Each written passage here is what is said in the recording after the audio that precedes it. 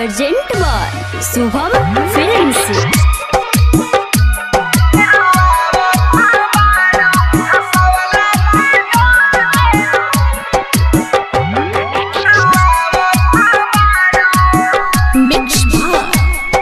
Recording studio मठिया मोड़।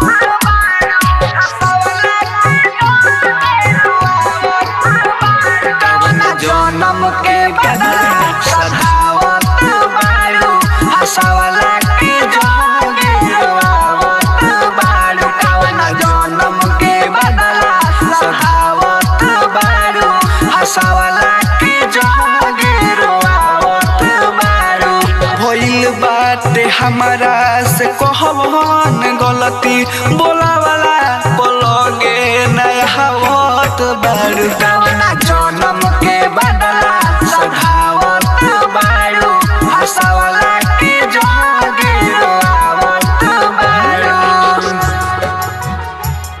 रोआवत बारू हंसवला के जोगे रोआवत बारू। डीजे सोनू मोतिहारी।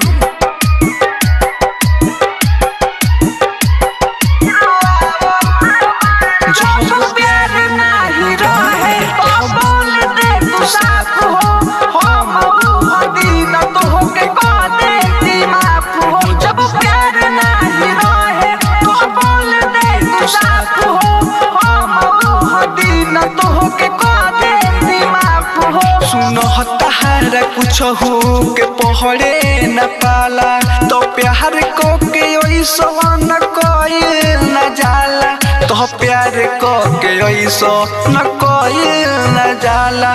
बोलो तू सता के कपावत बारू हंसवला के जोगे रोआवत बारू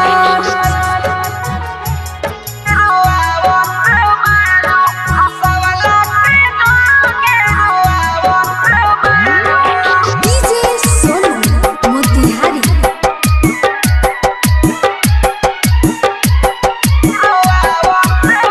हमारा जित अकेला से तोड़ ली हलू नाता रोवत हम के कैसे तो से देखल जाता।